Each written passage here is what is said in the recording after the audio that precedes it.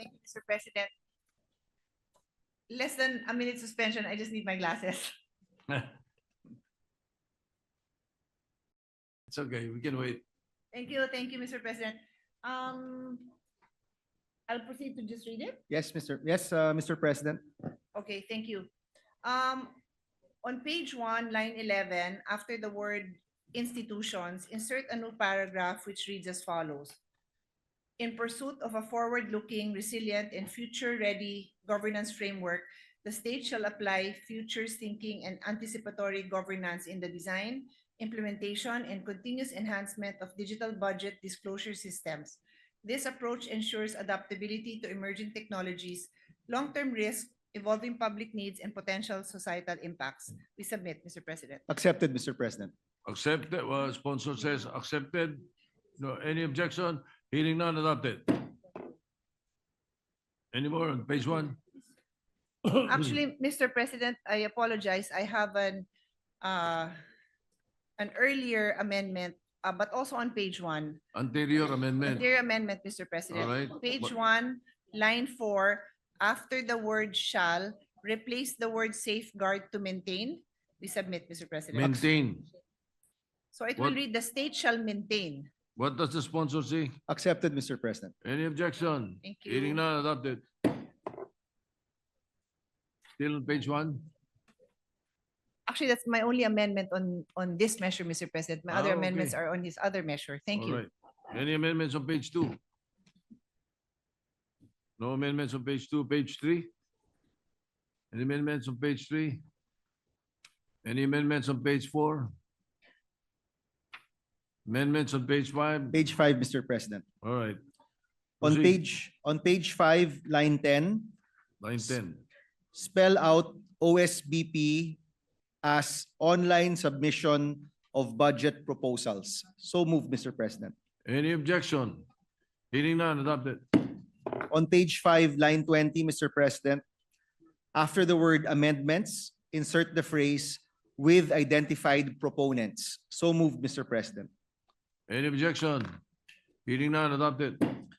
On page 5, line 21, after the word bicameral, insert the words conference committee. So moved, Mr. Bicameral President. Conference Committee report. Yes, Mr. President. All right. Any objection? Hearing none, adopted. That's all for page 5, Mr. President. Any amendments on page 6? Mr. President, numerous, if I may start. Go ahead. On page 6, line 1, spell out CDC as cash disbursement ceilings. So moved, Mr. President. Any objection? Hearing none, adopted. On page 6, line 2, spell out MYCA as multi-year contractual authority. So moved, Mr. President. Any objection? Hearing none, adopted. On page 6, line 2, delete the word others and replace with the Page phrase. 6, Page 6, line 2, Mr. line President. 2. Okay. Delete the word others and Mhm. replace with the phrase other similar issuances. So Other moved, Mr. President. similar. Yes, so moved, Mr. President. Any objection? Hearing none, adopted. On page 6, delete lines 9 and 10, Mr. President. Delete 9 and 10. So moved, Mr. President. Any objection? Hearing none, adopted. On page 6, section 5D, lines 12 to 28, replace the term procuring agencies with Five. procuring entities. 5, Lines 12 to 28, Mr. 12 President. to 28. Yes, instead of procuring agency, it should be procuring entities. All right. So moved, Mr. President. Any objection? Hearing none, adopted. On page 6, line 18, delete the phrase records of competing bids and replace with abstract of bids. So moved, Mr. President. Any objection? Hearing none, adopted. On page 6, line 19 and 20, delete the phrase eligibility and ownership disclosures / certifications of good standing and replace with project eligibility documents, comma, including beneficial ownership disclosures, comma, certifications of good standing, comma, permits and clearances. So moved, Mr. President. Any objection? Hearing none, adopted. On page 6, line 23, delete the / and replace it with "and." Performance and warranty security. Yes, Mr. President. Any objection? Hearing none, adopted. On page 6, line 23, delete security, the word security, and add the word documents. Any Uh, objection? I'm sorry, Mr. President. After the word, Ah, may I repeat that, Mr. President? On page 6, line 23, after the word security, add the word documents. So move, Mr. President. retain security, Yes, Mr. President. security documents. All Yes, right. Mr. President. Any objection? Hearing none, adopted. On page 6, line 28, after the word disbursement vouchers, delete the phrase progress billings, Mr. President. So move. Any objection? Hearing none, adopted. That's all for page 6, Mr. President. Will you move for a renumbering? Yes, Mr. President, but we still have some on page 7, Mr. President. Yes, but you will have to renumber page 6. Okay, I move, Mr. President, to renumber page 6. All right, any objection? Hearing none, renumbered. On page 7, line 2, Mr. President, spell out the acronym BFARS as budget and financial accountability forms. So move, Mr. President. Any objection? Hearing none, adopted. On page 7, line 5, spell out the acronym COA as Commission on Audit. So move, Mr. President. Any objection? Hearing none, adopted. Mr. President, on page 7, line 12, insert a new subsection 7 or VII in Roman numeral to read as follows. VII or 7, all civil service commission, parenthesis CSC, dash DBM, dash COA circulars. And then in the next box, Mr. President, under responsible agency, CSC/DBM/COA. Any objection? So move, Mr. President. Any objection? Hearing none, adopted. I move to renumber the subsequent subsection, Mr. President. So move. All right, sorry numbered. On page 7, line 15, delete the 15? title, Ah, subsection F, other documents. delete. The title, just the Mhm. title, Mr. President. The paragraph Mhm. shall remain. Any objection? Hearing none, adopted. That's all for page 7, Mr. President. Page 8, any amendments on page 8? None, Mr. President. Page 9, None, Mr. President. page 10, Uh, Senator Marcoleta is recognized. On yes, page 10 or page 9? Page 10, Mr. President. Page 9, page 10. Go ahead, Senator Marcoleta, you're recognized. On page 10, Mr. President, lines 15 and 16. Mr. President, Mhm. my amendment on page 10 is line 5, if I may go Anterior, ahead. anterior amendment, go ahead. Yes, For the anterior amendment, just a yes. while, Senator Marcoleta. Line On- 5, go ahead. On page 10, line 5, add a new sentence to read as follows. The Cadena shall display all budget records without alteration and shall ensure that all documents, comma, dashboards, comma, public datasets, comma, and APIs reflect the complete national budget cycle, period. So moved, Mr. President. Any objection? Hearing none, adopted. That's all for page 10 for me, Mr. President. Senator Marcoleta is recognized. The page. Also on page 10, Mr. President, lines 15 and 16, delete the phrase, the eGov PH portal, the eGov super app, and then insert the word fully secured before the word national to read as follows. Letter G, interoperability and open standards.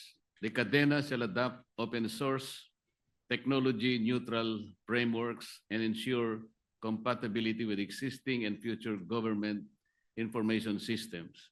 It shall be designed for integration with other fully secured national digital platforms to allow seamless data exchange, interoperability, and unified public access. The Cadena shall likewise be accessible to the general public through its own portal and or other government portals to promote ease of use, transparency, and citizen engagement. The rationale, Mr. President, is the poor track record of the DICT eGov Super App on cybersecurity may readily compromise government data. Thus, it is recommended to remove the mandatory integration into the eGov Super App to ensure that only fully secured digital platforms shall be prioritized. I so move, Mr. President. Accepted, Mr. President. Accepted. Any objection? Hearing none, adopted. Any more amendments on page 10? Senator, the majority leader is Thank you. recognized. Thank you, Mr. President. Mr. President, I wasn't following the amendments.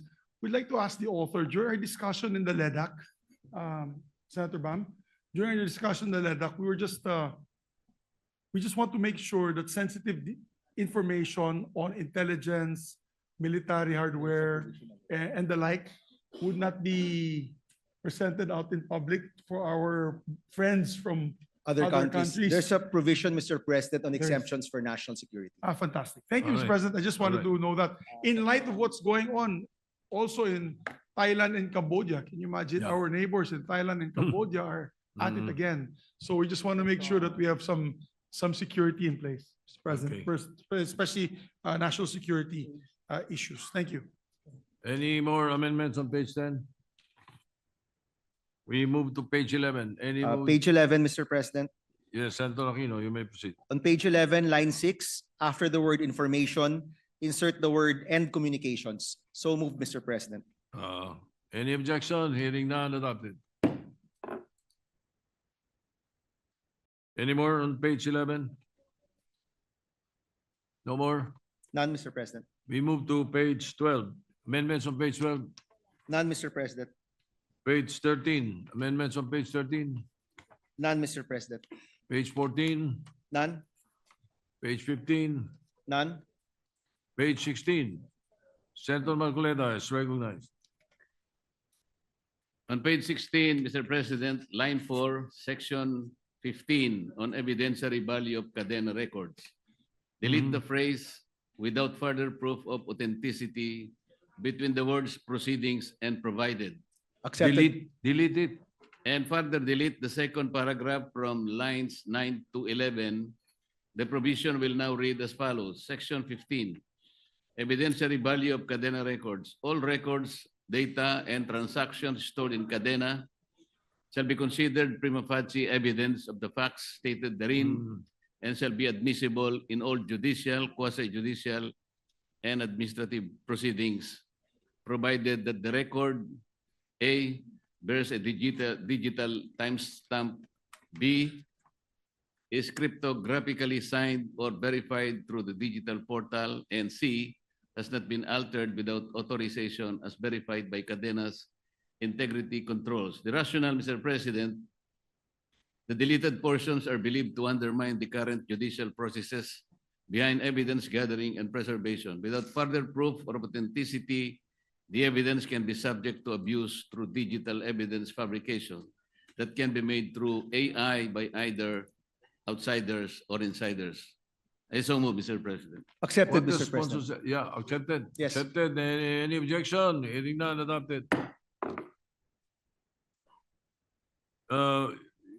What about line 9 to line 11? Are you seeking a deletion?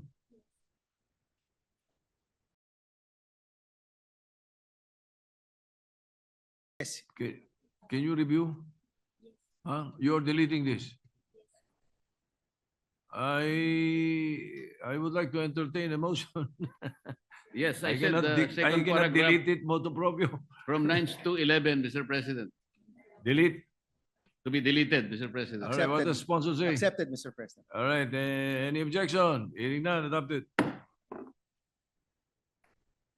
Any more amendment, page 16, None, Mr. President. page 17? Amendments, page 17?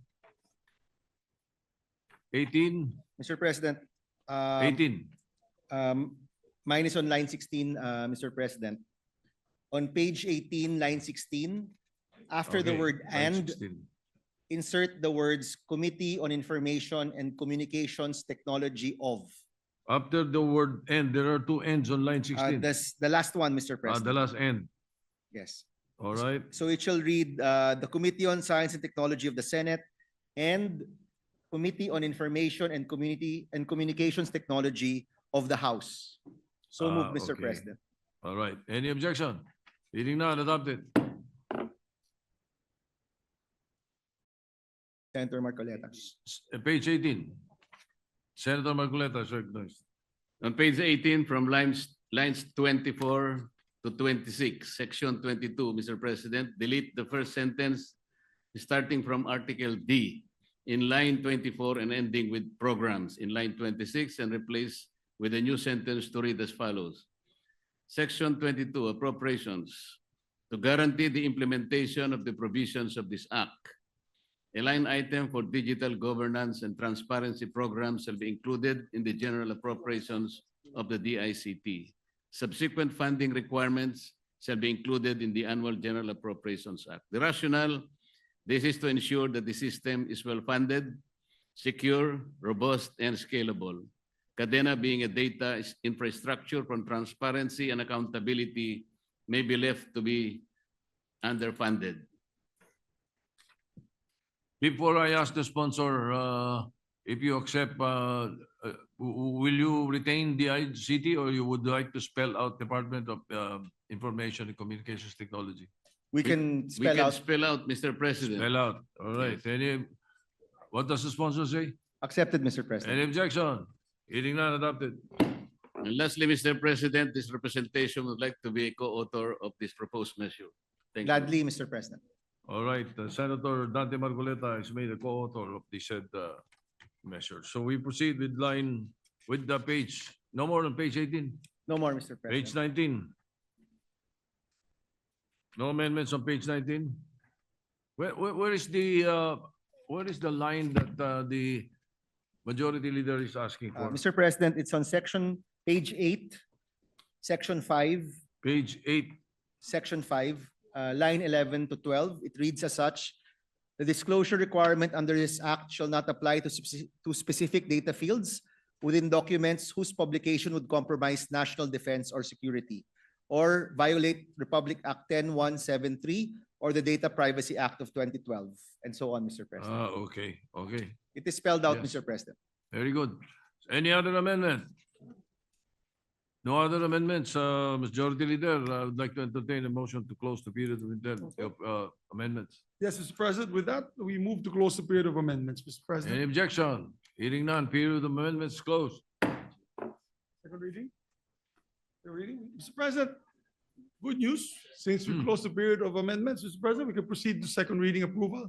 With the permission of the body, I move that we approve on second reading Senate Bill number 1506 under Committee Report number 10. I so move, Mr. President. Any objection? Hearing none. Senate Bill Congratulations. 1506 under Committee Report number 10 is approved on second reading. Congratulations, Senator Aquino. Congratulations to our dear colleague. Just when we placed it under the priority list yesterday, Mr. President, Yes. we And already rushed also- and passed it. We did not rush it, but we passed it. So to the Today. co-authors, Senator Marcoleta and Senator Cayetano, congratulations as well. Maybe made a co-author as well, Mr. President, with the permission of Senator Bam Aquino. Of course, measure. Thank the you, Mr. majority leader. Thank you. All So right. congratulations once again, and we will have this on third reading on Monday next week, Mr. President. All right. Any other- Give your second bill, first bill. I'd like to entertain a motion to suspend consideration. Sorry, Mr. President. I move to suspend consideration of the measure. You know, I was majority leader before. I know, Mr. President. Mr. President, Any objection? Yeah. just to request that I be made the co-author. I'm not sure, I'm checking, so my staff said might as well be sure Well, and just I just manifest made, I again. just made you one. Thank you, okay, good. Thank you, Mr. All right. President. And Senator Pangilinan likewise. All right, so- We have two members in the plenary who would like to propose amendments on the first bill on the agenda. wait. yes, Mr. President. I did not approve yet. So the motion is to suspend consideration. Yes, Mr. President. Any objection? Hearing none, motion is approved. Thank you, Mr. President. Majority Leader, you may proceed. Yes, Mr. President, I move that we resume consideration of Senate Bill number 1482 under Committee Report number 6. Any objection? Hearing none, consideration of Senate Bill 1482 under Committee Report number 6 is in order. Thank you, Mr. President. May we recognize, this, by the way, Mr. President, is the bill on the classroom building acceleration program. May we recognize, Mr. President, once again, the sponsor and to propose amendments will be two ladies. What is Mr. President. the parliamentary status of the We're in the, measure? we're in the period of amendments, Mr. President. Period of amendments. Yes, Senator Mr. Aquino is President, recognized. Senator Padilla is ready, but he's currently praying. So is it, okay? Ladies muna. Unless we go page by page again, Mr. President. Well, if the other other members who wish to propose amendments are not here, then I doubt if we can go page to page unless. So let us just go senator by senator. Okay, Mr. President. No, because you said Concur. Senator Padilla once. Yes, To Mr. amend. President, he's Oh. ready, but he's just currently praying, Mr. President. Which will be perfect, Mr. President, because Ayun na. when the amendments He's of here, Senator Mr. President. Cayetano, Senator Legarda, Senator Padilla will be done, we could probably provide a clean copy when the minority leader proposes his amendments. have a clean copy. There are amendments of the minority leader also? Yes, sir. Yes, he's proposing Well, we amendments. cannot go by page by page. Yes, sir, Mr. President. Oo. With better ask the sponsor who he wants to entertain first. I believe Senator well, Legarda, Mr. President, But will be actually, going. Oh, Mr. President, Majority Floor Leader, I've spoken to Senator Lagarda. We will make the life of the sponsor easier. So at least between the two of us, my amendments come first. So I will, Okay. she has deferred to me just because my amendments come earlier. So may we recognize a distinguished colleague from Taguig. What and about the Pateros, Mr. committee amendments? Do you have a committee amendments on this? Mr. President, this is considered individual amendments, Mr. President. Why? It's a substitute. Because we had a bill. substitute bill, Mr. All President. right. Thank you. So- Senator Pia Cayetano is recognized. Thank you, Mr. President. This will be brief. I think I only have 3 amendments. On section 2, on the declaration of policy, on page 1, line 5, after the word learners, insert comma, consistent with the commitment to ensure inclusive and equitable quality education and promoting lifelong learning opportunities for all. We submit, Mr. President. Accepted, Mr. President. Accepted. Hearing no objection. Adopted. Thank you, Mr. President. On page 1, line 9, after the word nationwide, insert a new sentence. Such measures shall promote sustainability and disaster resilient infrastructure to safeguard the safety, security, and well-being of learners. We submit. Yes. Accepted, sponsor. Mr. President. Accepted. Adopted. Thank you, Mr. President. On section 8, program management, on page 4, line after line 17, insert a new paragraph. In furtherance of this policy, the PMO shall integrate futures thinking and anticipatory planning in the implementation of the classroom building acceleration program. For this purpose, it shall generate and periodically update forward-looking enrollment projections, demographic and population trend analysis to identify present and future classroom requirements. It shall maintain a national inventory of classroom shortages to guide evidence-based planning, prioritization, and sequencing of classroom construction nationwide. We submit, Mr. President. Accepted, Mr. President. Accepted. No objection. Adopted. Thank you, Mr. President. That is all. Thank you Thank you. to our sponsor. Senator Lauren Legarda is recognized for her amendments. Thank you, Mr. President. With a good sponsor, course. so kindly accept, I'll read it into the record. Under section 9, page 4, after line 32, insert the following paragraph. All classroom designs under this act shall, where practicable, adopt nature-based solutions, climate adaptive features, and the use of indigenous or locally available materials to enhance resilience and promote sustainable construction. The DepEd shall annually report the extent and percentage of adoption of such design solutions in all CAP-supported buildings as part of its mandated transparency reports.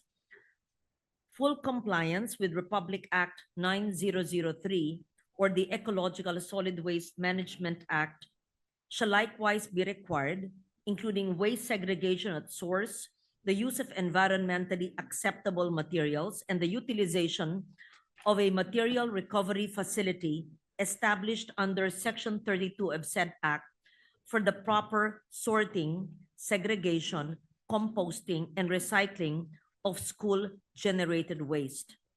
The IRR shall set out the specific procedures for coordinating with existing materials recovery facilities within the locality, and where none are available, the guidelines for establishing or designating an appropriate facility within the school or school grounds to ensure full and effective implementation of ecological solid waste management.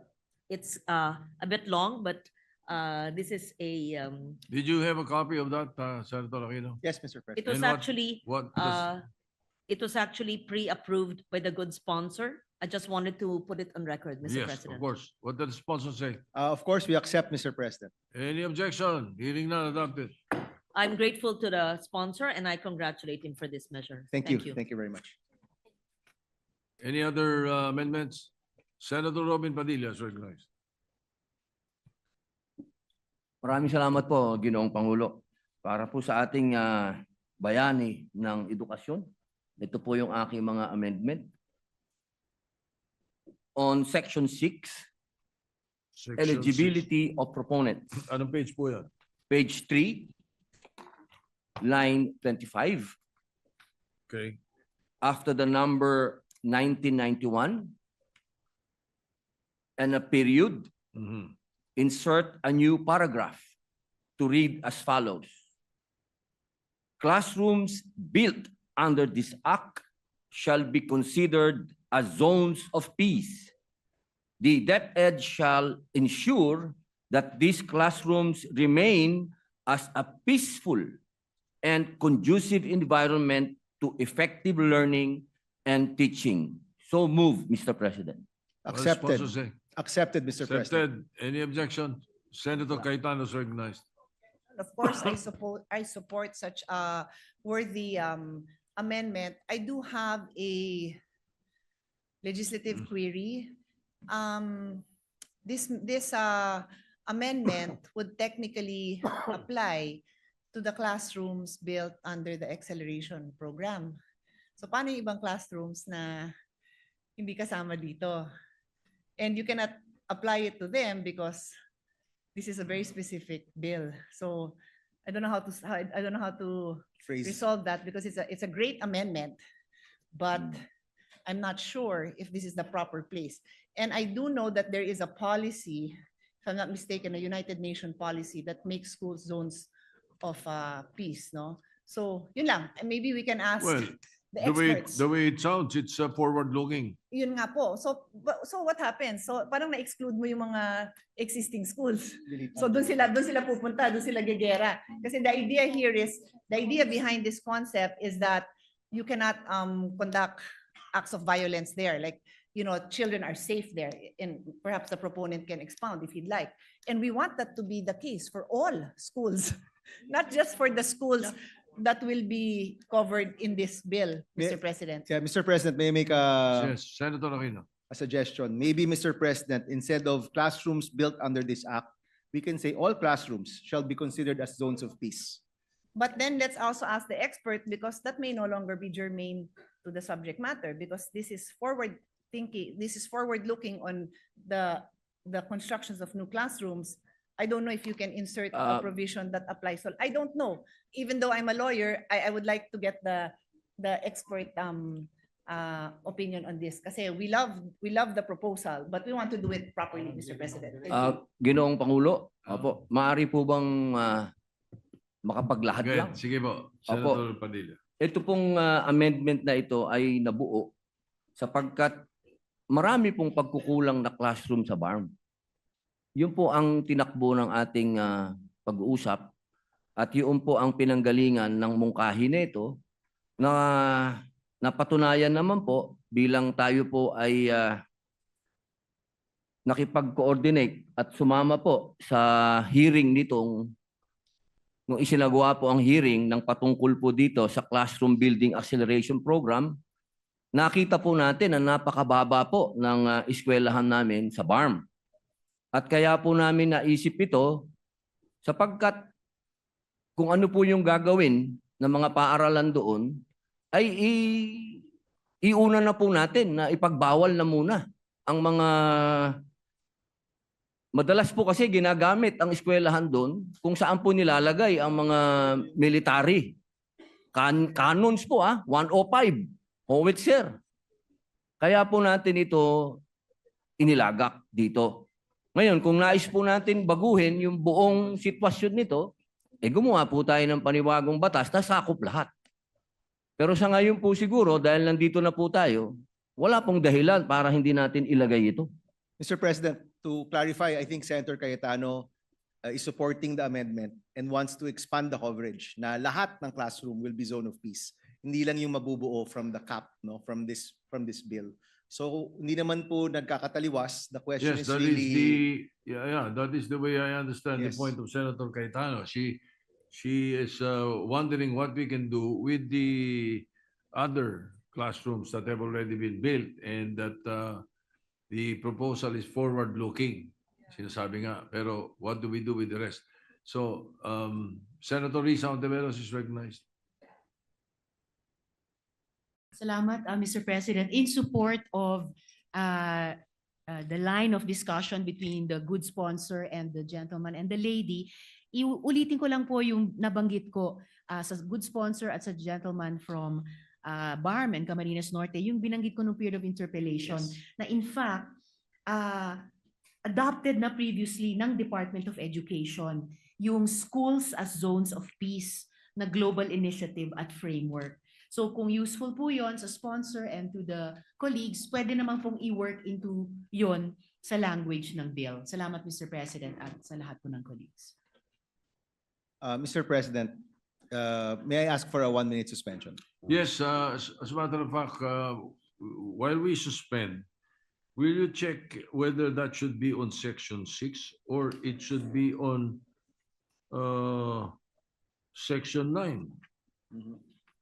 Baka parang mas bagay sa section 9 bisa section 6. Ano? For the amendment of Senator Padilla, Mm-mm. on section 2, after the amendment of Senator Cayetano, which ends with opportunities for all, we can include, Mr. President, classrooms built under this act shall be considered as zones of peace. The DepEd shall ensure that these classrooms remain as a peaceful and conducive environment to effective learning and teaching, Mr. President. Will that satisfy Senator Cayetano? Say, May- Mr. President, just one more. can we just no? Can we before you? Can we just make sure that we include a line that says as well as establishing and maintaining all schools as zones of peace? Doon sa declaration policy, covered na lahat, pati yung iba. Di ba ba? Can you insert that Yes, line? Mr. President. Establishing and maintaining all schools. Damay na lahat. Okay, Mr. President. So, Mr. President, we can read it as such. So the amendment of Senator Cayetano ends with consistent with the commitment to ensure inclusive and equitable quality education and promoting lifelong learning opportunities for all. Classrooms previously built and those built under this act shall be considered as zones of peace.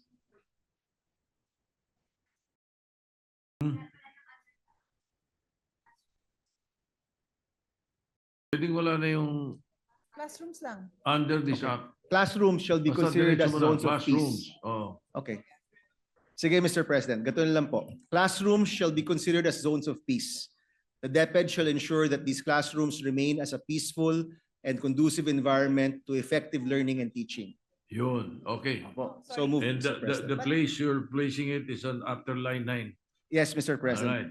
All right. But that's where, if I Senator may, Cayetano. Yeah, that's where I think the best thing to do would be to refer to the DepEd issuance, which makes reference to, if I'm not mistaken, at least 2 existing laws. Because as to who will implement that, there are already laws that state that. So let's just reference it. So we're not creating a new obligation on the part of DepEd that has already been settled. There are laws. Yes. So subject to style, that DepEd, pursuant to DepEd's issuances and existing laws, something like that, subject to style, Mr. President. Pursuant to the existing Existing laws. laws. Existing laws, Pursuant yeah. to the Because existing yung laws. DepEd And treaties. ordinances Sige. naman, Sige, pursuant din naman subject sa to style. existing laws. What Yes. does the original proponent of the amendment say? Okay sa'yo, Okay Senator po. Davidia? Basta what po does the sponsor nakakaganda. say? Maraming salamat po. We Opo. accept, Mr. President. Accepted, as manifested by the Senator Cayetano, subject to style. Any objection? Hearing none, adopted. Para po sa pangalawa, Go ahead. on page 3, line 26, insert a new section 7 to read as follows. Section 7, income tax deductions for private entities. The provisions of Republic Act number 8525, otherwise known as an act establishing and adopts a school program, providing incentives therefore, and for other purposes relative to the additional deduction for expenses incurred by private entities shall be adopted as far as practicable. What does the sponsor say? Accepted, Mr. President. Accepted. Any object? Senator Cayetano is recognized. It's not an objection, Mr. President, but we already have a law that grants exceptions. So may I suggest subject to style pursuant to RA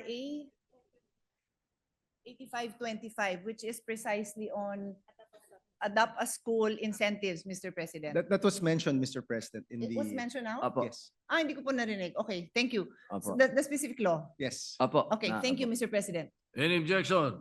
Hearing none, adopted. Sa pangatlo po. On page 4, line 2, after the word DepEd and a period, insert a new paragraph to read as follows. In granting approval, the DepEd shall give consideration and priority to project proposals that include a commitment to hiring indigenous peoples for the construction of classrooms within ancestral domains. What Accepted, does the sponsor say? accepted, Mr. President. Accepted. Any objection? Hearing none, adopted. Maraming salamat po, Ginoong Pangulo. Any other amendment? Mr. President, let me read my individual amendments. Okay, go ahead. On page 2, delete lines 2 to 5. So moved, Mr. President. 2 to 5. Any objection? Hearing none. Deleted. Mr. President, on page 5, line 2, after the Yes. word subject to, delete the phrase the following cost ceilings and replace it with a cost ceiling of 28,000 pesos and then 28,000 pesos in number, in parentheses, per square meter for the construction of classrooms in 1 to 4-story school buildings. So moved, Mr. President. Any objection? Hearing none, adopted. On page 5, delete line 4 to 22, Mr. President. So moved. 4 to 22. Yes, because, Mr. President, we have rationalized the cost with DepEd, and it is now at 28,000 per square meter, Mr. President. Okay. Roughly the same as this, Mr. President, but easier to Yes. understand. It's easier. All right. Any objection? Hearing none, deleted. On page 5, line 23, change the word ceilings to ceiling. So moved, Mr. President. Any objection? Hearing none, adopted. Mr. President, in response to Senator Marcos's concern about the allowable variances to the cost ceilings, on page 6, line 4, insert a new subsection D to be read as follows. Letter D, the DepEd shall develop costing guidelines which shall include the methodology and parameters for determining allowable variances to classroom construction costs across regions, period. Such guidelines shall consider regional construction material and labor price indices, inflation, transport and logistics factors, geohazard conditions, and other relevant criteria, period. All adjustments to classroom cost ceilings shall strictly adhere to these guidelines and shall be publicly disclosed and subject to audit by the Commission Audit, in parentheses, COA, period. And then renumber the succeeding subsections accordingly. So moved, Mr. President. Any objection? Hearing none, adopted. On page 6, line 22, after the phrase "their corresponding cost ceilings," insert the phrase "the costing guidelines." So moved, Mr. President. Costing guidelines and relevant, et cetera, et cetera. Yes, Any Mr. objection? Hearing none, adopted. In response to Senator Marcos's concern about possible contravention to RA 12009 or the new Government Procurement Act, on page 7, after line 7, insert a new paragraph to be read as follows. Nothing in this act shall be construed as an exemption from Republic Act 12009, or the new Government Procurement Act, period. All procurement undertaken by DepEd, LGUs, or CSOs under the cap shall remain subject to the new Government Procurement Act, applicable GPPB issuances, and COA regulations, period. So moved, Mr. President. Any objection? Hearing none, adopted. In line with the suggestion of Senator Marcos, Mr. President, to ensure that LGUs with lower administrative or technical capacity are not excluded from CAP, to insert a new section after section 12 to be read as follows. The proper section, Mr. President, capacity building support for LGUs dash, the DepEd shall provide technical assistance to LGUs with lower administrative or technical capacity to enable their participation in the program, and to prevent inequitable access to CAP resources, period. The assistance may include project development support, preparation of plans, and procurement and contract management guidance, period. Next paragraph. Such support shall not exempt LGU proponents from meeting the eligibility requirements for participation in the program, as provided under Section 6 of this Act. So moved, Mr. President. That comes before